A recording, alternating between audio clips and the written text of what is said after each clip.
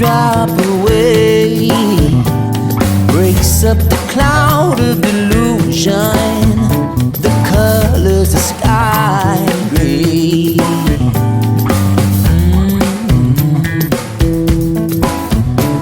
The lotus rests above the pond and wetted by the water.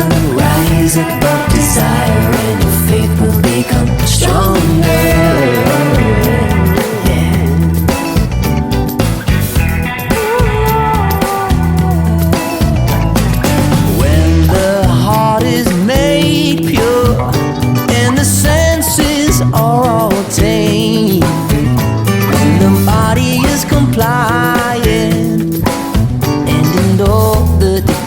His name. And as you take action, you'll find no effort spent. No matter how you move or speak, it's all Brahman that's expressed. Yeah, yeah, yeah. The lotus rests above the pond and wetted by the water. Rise above desire and your faith will become stronger.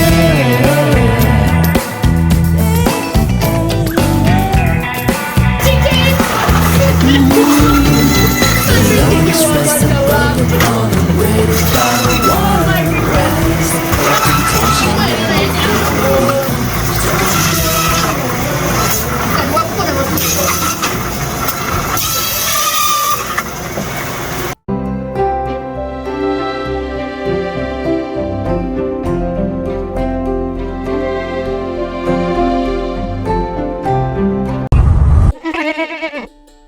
अस्सलाम वालेकुम दोस्तों, उम्मीद है कि आप सब लोग खैरियत से होंगे। आप सब लोगों को बहुत बहुत ईद मुबारक। दोस्तों, हमने सोचा कि कनाडा और अमेरिका के कुर्बानी करने के तजुर्बे से जो कुछ हमने सीखा वो आपके साथ शेयर करते चलें। जब भी आप कुर्बानी के लिए जाएं, सबसे पहले गूगल करें कि आपके करीब करीब कौन से फार्म हाउसेस हैं और उनको कॉल करके उस साल के रेट्स पता कर लें।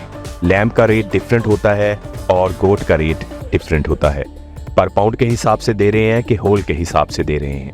और उसके बाद थोड़ा सा मार्केट के रेट के साथ कंपेयर कर लें कि ये गोश्त आपको आम गोश्त से महंगा पड़ रहा है या सस्ता पड़ रहा है। इसके बाद जो भी रेट आपको मुनासिब लगे उस आदमी से रब्ता करें और वहाँ जाकर अपना जानवर सिलेक्ट करें। उसके बाद उसको तराजू में रखकर वेट कर लें और यकीन कर लें कि तराजू ठीक है।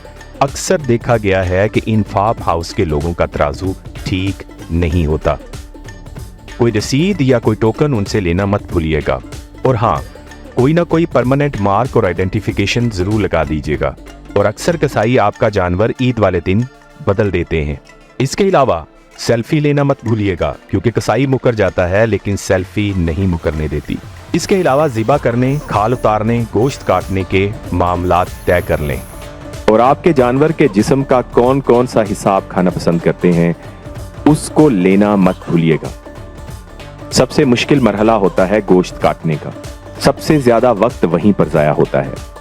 इसलिए इस बात की यकीन दहानी कर लें कि आपकी बारी कब आएगी और आपका कितना वक्त जाया होगा। जानवर सिलेक्ट करते हुए ये याद रखिएगा कि जानवर ना तो छोटी उम्र का होना चाहिए ना बड़ी उम्र का होना चाहिए। इसका अंदाजा आप उसके दांतों से लगा सकते हैं। कमर जितनी चौड़ी होगी इसका मतलब ये है कि वो जानवर हेल्दी है, और सीना जितना भरा हुआ होगा उतना ही गोश्त ज्यादा होगा। और जानवर को चलाकर ये भी यकीन दहानी कर लें कि जानवर किसी भी डिफेक्ट से पाक है। उसके अंदर कोई भी डिफेक्ट या कोई भी बीमारी नहीं है। कनाडा और यूएसए के रूल एंड रेगुलेशन के मुताबिक आप जिस जगह पे कुर्बानी कर रहे हैं, जिस फार्म हाउस के ऊपर कुर्बानी कर रहे हैं, उस शख्स के पास इसका लीगल लाइसेंस होना बहुत जरूरी है।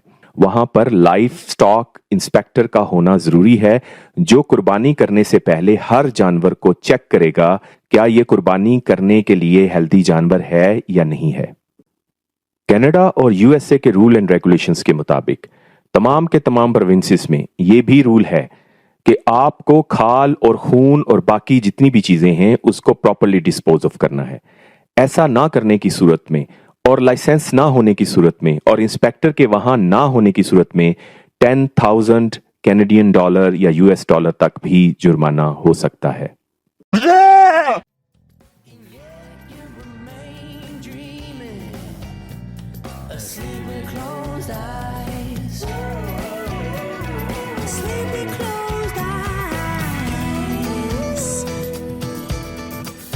And faith.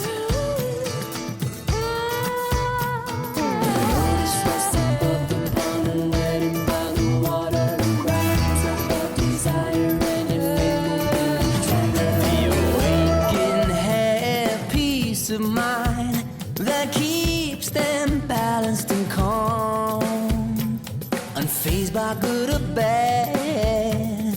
They remain in divine bliss. The lotus rests above the pond, unwedded by the water, rise above desire, and your faith will become stronger.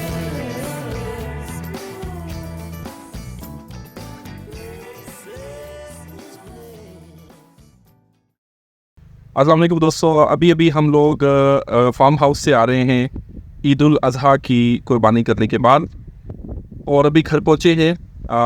और कुछ ऐसी चीज़ें जो कि लेसन लर्न में आई हैं वो आप लोगों के साथ शेयर करनी है।